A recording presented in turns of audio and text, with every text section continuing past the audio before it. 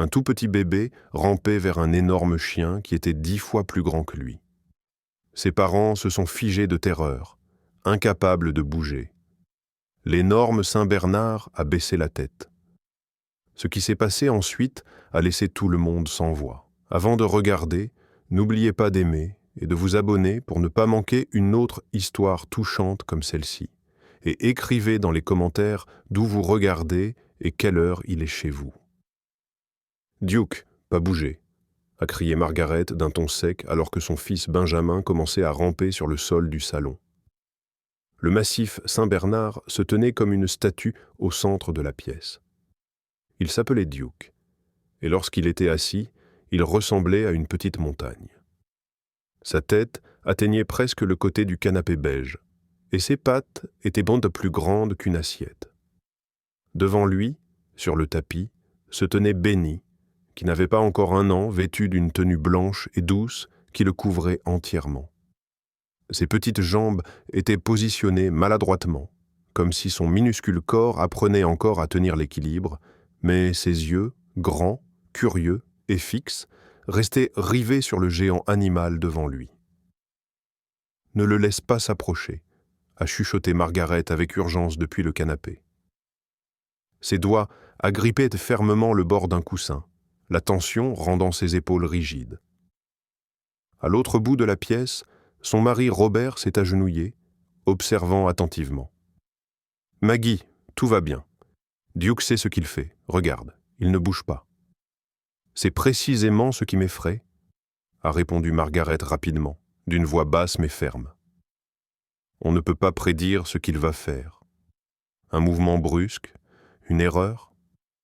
Elle s'est arrêtée de parler.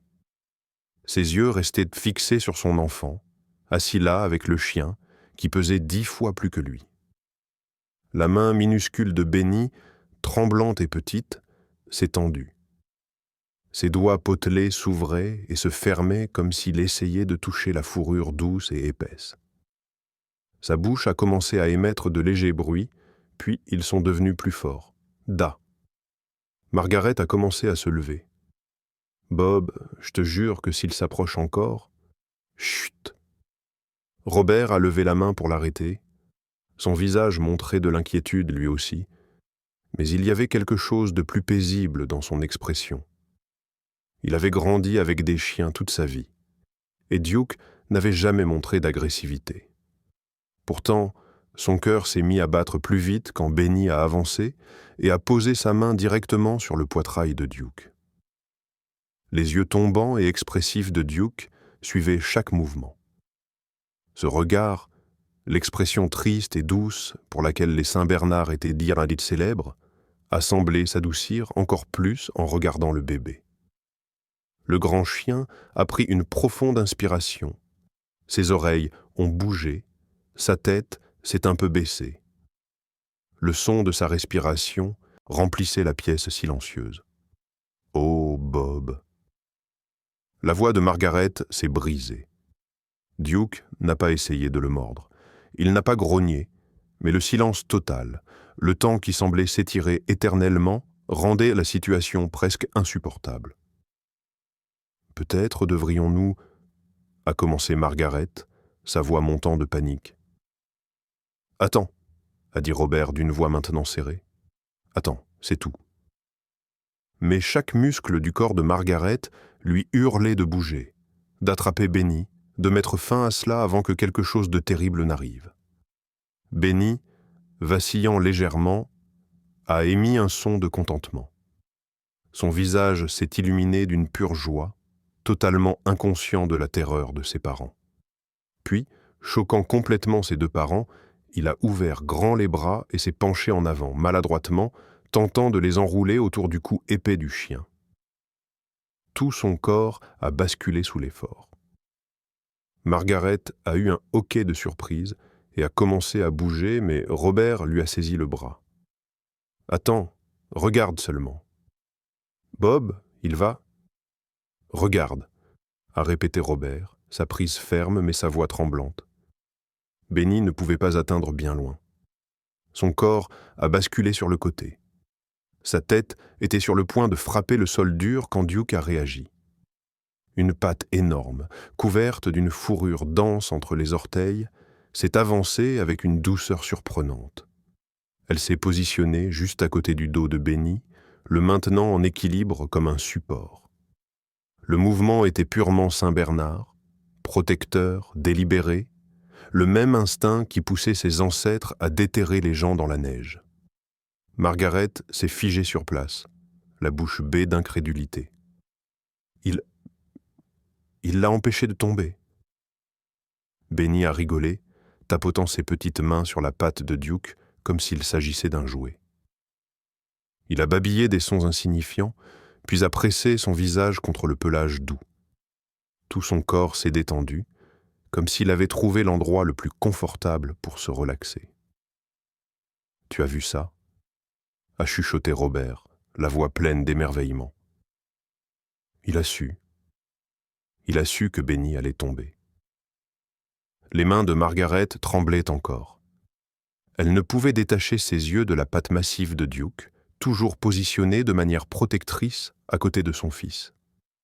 Duke a fermé lentement les yeux, sa tête s'est abaissée davantage, son museau planant à quelques centimètres du petit visage du bébé. Sa respiration faisait bouger doucement les cheveux fins de Benny. Robert a parlé doucement, de manière presque inaudible. Il choisit de le protéger, c'est naturel pour lui. Les Saint-Bernard sont faits pour garder les gens. Mais Margaret n'était pas encore convaincue. Elle restait à proximité, la main tremblante. Bob, c'est encore un animal. On ne peut pas savoir ce qu'il pense. Regarde-le simplement, a répondu Robert. S'il avait voulu lui faire du mal, il en a déjà eu de nombreuses occasions. Benny a touché le nez de Duke maladroitement, puis a attrapé de longues mèches de poils. Le cœur de Margaret a fait un bond d'inquiétude, mais Duke a simplement expiré par les narines, les yeux mi-clos, comme s'il tolérait ce traitement un peu rude. « Tu vois ?» a dit Robert calmement. « Il est patient avec lui. » Margaret voulait y croire. Elle voulait avoir confiance. Mais sa peur était toujours là, nouée dans sa poitrine. Puis est arrivé l'instant où le temps a semblé s'arrêter. Benny s'est penché en arrière, les yeux brillants, et a prononcé un mot « câlin ». Ses bras se sont à nouveau grands ouverts, cherchant la grosse tête de Duke. Margaret a arrêté de respirer. Ses mains ont sauté à sa poitrine. « Bob, fais-le arrêter, s'il te plaît. » Mais Robert était paralysé. Son cœur battait si violemment qu'il pouvait le sentir tambouriner dans sa tête. Benny a poussé vers l'avant, les bras toujours tendus en attendant. Son petit visage était plein de confiance, plein d'amour. Tout le corps de Duke est devenu raide. Chaque partie de lui s'est tendue, ses yeux fixés sur le nourrisson avec une telle force que le corps de Margaret est devenu de glace. Pendant 3 secondes, peut-être 4, rien n'a bougé. La pièce semblait avoir peur de respirer. La vue de Margaret s'est brouillée par des larmes d'effroi. « Bob, » a-t-elle dit dans un souffle, la voix tremblante. « Fais quelque chose maintenant. » La main de Robert tremblait alors qu'il commençait à s'avancer, mais Duke a alors commencé à bouger au ralenti, si graduellement que cela ne semblait pas possible. Son instinct de sauvetage, ancré dans des générations de Saint-Bernard qui avaient sauvé des gens dans les montagnes, s'activait maintenant, mais de manière plus douce et prudente que jamais. Sa tête énorme a commencé à descendre petit à petit. Margaret a mis ses mains sur sa bouche, étouffant un cri. La gueule du chien était si dangereusement proche du visage de Benny. Un seul mouvement brusque, une seule réaction animale. C'est tout ce qu'il faudrait. Les petits doigts de Benny se sont tendus vers la tête massive qui descendait vers lui. Son sourire n'a pas faibli. Une confiance totale. « S'il te plaît », a chuchoté Margaret désespérément, des larmes coulant sur ses joues. « S'il te plaît, Duke, s'il te plaît. » Robert ne pouvait pas bouger. Il ne pouvait pas respirer. Il ne pouvait que regarder. Les yeux de Duke restaient verrouillés sur le bébé. Son corps continuait de s'abaisser, encore et encore. Son ventre a touché le sol, Puis son poitrail, il s'est aplati, devenant aussi compact qu'une créature aussi grande pouvait l'être, jusqu'à ce qu'enfin sa tête énorme se pose doucement, précisément dans l'espace créé par les petits bras ouverts de Benny. Pendant un instant d'immobilité, personne n'a osé respirer. Puis Benny a poussé un cri de joie, un son clair de bonheur qui a brisé le silence comme du verre qui se casse. Il a enfoncé son visage dans la fourrure, ses minuscules mains disparaissant dans le pelage profond et doux, riant de manière incontrôlée. Margaret est tombée en arrière, la main pressée contre son cœur, aspirant l'air qu'elle ne s'était pas rendu compte qu'elle retenait. Les genoux de Robert ont failli se dérober sous lui. « Tu as vu ce qui s'est passé ?» a-t-il dit doucement, la voix chancelante. « Tu as vu ce qu'il vient de faire ?» Margaret n'avait pas de mots. Elle a seulement pu bouger la tête. Oui. Les larmes coulaient sur son visage. Pas des larmes de peur cette fois. Des larmes de quelque chose de complètement différent. De quelque chose de plus profond. Il a compris, a-t-elle finalement réussi à dire. Il a su ce que Benny voulait et il s'est fait petit pour lui. Il l'a choisi, a dit Robert, l'émotion rendant sa voix rauque. Il a vraiment décidé de le protéger. Margaret a essuyé son visage avec des mains tremblantes. Pour la première fois depuis plusieurs minutes, elle pouvait enfin respirer normalement. Benny a bougé soudainement, son petit corps se balançant. Il a tenté de grimper plus haut, ses mains s'en mêlant davantage dans la fourrure épaisse et duveteuse de Duke. Pendant un moment, cela a semblé dangereux. Les doigts de Benny tiraient d'effort, son poids basculait. Margaret a commencé à se relever à nouveau, prête à intervenir, mais Duke s'est ajusté le premier. Avec précaution, le chien a levé sa patte et l'a avancée, la posant solidement sur les jambes de Benny. Le mouvement semblait intentionnel, réfléchi. C'était comme s'il maintenait l'enfant en position juste assez pour le stabiliser. Benny a émis des bruits joyeux et a tapoté la patte massive avec sa petite main. « Gros, gros », a-t-il dit dans son langage de bébé. Robert a ri doucement. Il a raison, plus gros qu'il ne pourra jamais le comprendre. Margaret a joint ses paumes. J'étais prête à l'arracher. J'étais certaine que ça allait mal finir. « Et maintenant ?» a demandé Robert. Margaret a regardé Duke se coucher, s'abaissant jusqu'à ce que Benny soit appuyé contre son flanc. Sa fourrure épaisse est devenue comme une couverture autour du bébé. « Maintenant, je le vois, » a-t-elle dit doucement. C'est le gardien de Benny.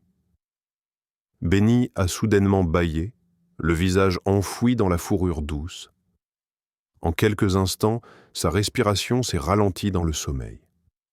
Duke restait immobile, mais ses yeux étaient bien ouverts, en alerte. Ses oreilles bougeaient, écoutant. Margaret s'est accroupie à côté d'eux. Les yeux de Duke passaient de Benny aux fenêtres, puis à la porte, et revenaient, vigilants. « Tu montes la garde » a-t-elle chuchoté. Robert a entouré ses épaules de son bras. Il ne laissera rien lui arriver. À partir de ce jour, personne dans cette maison n'a jamais douté de qui veillait sur leur enfant. Est-ce que cette histoire vous a touché ?